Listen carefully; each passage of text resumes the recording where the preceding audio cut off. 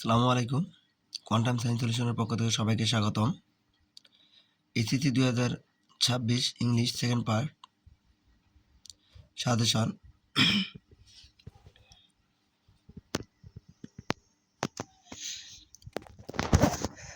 আমাদের যে টপিকগুলো পড়তে হবে, অর্থাৎ এবারকে প্রশ্নটা একটু ভিন্নধর্মী।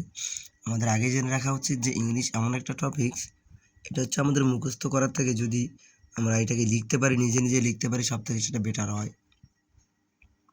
লেখার ফরম্যাট বলতে যে আমাদের ভোকাবুলারি জানতে হবে এবং নিজের সেন্টেন্স বানায় লিখতে হবে। এমন না যে একটা দিয়ে 10টা হয়, ওই রকম ফরম্যাট না। অর্থাৎ এইরকম করে যদি আমরা লেখা শিখতে পারি, তাহলে সব থেকে বেটার হয় আমাদের ইংরেজি পরীক্ষা নিয়ে। অর্থাৎ দেখা যায় যে ইম্পর্টেন্ট যে টপিকগুলো আছে সেগুলো তো অবশ্যই তোমরা মুখস্থ করবা বা দেখবা, এর বাইরে হুটহাট করে প্রশ্ন চলে আসে, এখানে দেখা যায় কমন পাওয়া যায় না। অর্থাৎ ইংরেজি মূল কাজ হচ্ছে তোমাদের অবশ্যই ভোকাবুলারি জানতে হবে এবং ফ্রি হ্যান্ড রাইটিং তোমাদেরকে শিখতে হবে। ফ্রি হ্যান্ড রাইটিং শিখতে পারলে অবশ্যই ইংরেজি তোমার কাছে পানির মতো হবে। না তোমার ফর্মাল লেটার লেখা নিয়ে টেনশন হবে, না প্যারাগ্রাফ, না রিপোর্ট, যে কোনো তুমি যদি নিজে নিজে লিখতে পারো সেটা সব থেকে বেটার হয়। তো আমার সাজেশনে ফর্মাল লেটার এখানে দেওয়া আছে 10টা, এই 10টা অবশ্যই পড়বা। এবং চাইলে তোমরা আমার একটা ফরম্যাট দেওয়া আছে, তোমরা যাদের মুখস্থ একেবারেই হয় না বা যারা ভোকাবুলারি সেন্টেন্স তৈরি করতে পারে, তাদেরকে অবশ্যই তো একটা ফরম্যাট ইউজ করে অন্তত লিখে আসতে হবে, এটাই নিয়ম। কারণ খাতা ফাঁকা রাখা যাবে না। কথায় আছে যে নাই মামার থেকে কানা মামা ভালো, অতএব মামা বলে অন্তত ডাকা যাবে।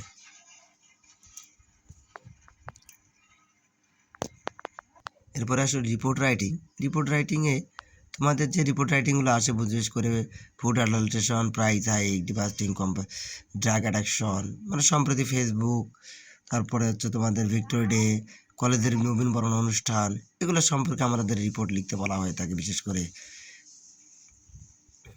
তারপরে দেখো কোনো জায়গায় দুর্ঘটনা ঘটেছে, আগুন লেগেছে কোনো গার্মেন্টস ফ্যাক্টরিতে, এরকম বিষয়গুলো নিয়ে আমাদের রিপোর্ট হয়। রিপোর্ট তো আর এমনি ইলেকশন, এগুলো নিয়ে আমাদের রিপোর্ট হয়। অর্থাৎ রিপোর্টটা হচ্ছে তোমাদের প্রতিবেদন। তোমরা না, তোমাদের যে বাংলা সেকেন্ড পার্টে যে প্রতিবেদন আসে, প্রতিবেদনটাই হচ্ছে তোমাদের এখানে রিপোর্ট হিসাবে কার্যক্রম হয়েছে। তো রিপোর্ট যেমন প্রতিবেদন যেমন সাম্প্রতিক বিষয়গুলো নিয়ে আসে, তেমনই রিপোর্ট হচ্ছে সাম্প্রতিক সমস্যা বা সাম্প্রতিক যে বিষয়গুলো সেগুলো নিয়েই আমাদের রিপোর্টগুলো হয়ে থাকে। এরপরে আসলে আমাদের paragraph writing.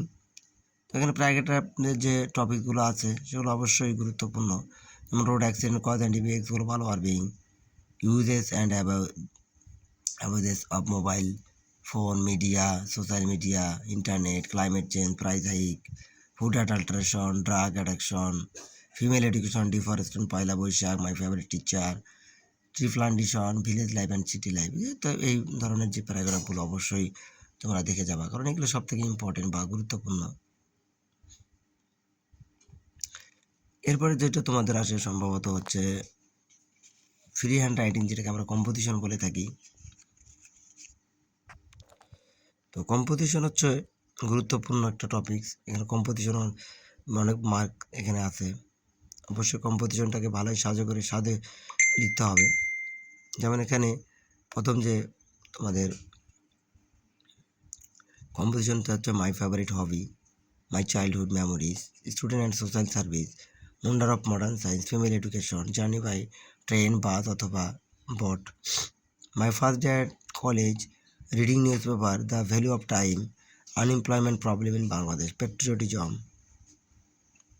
The significance of July revolution. এই যে টপিক, যে কম্পোজিশন বা প্যারাগ্রাফ রাইটিং, এগুলো তোমাকে অবশ্যই পড়তে হবে। অর্থাৎ তুমি যাই পড়ো না কেন, এগুলোকে তোমাকে অবশ্যই চোখ মিলাই নিতে হবে।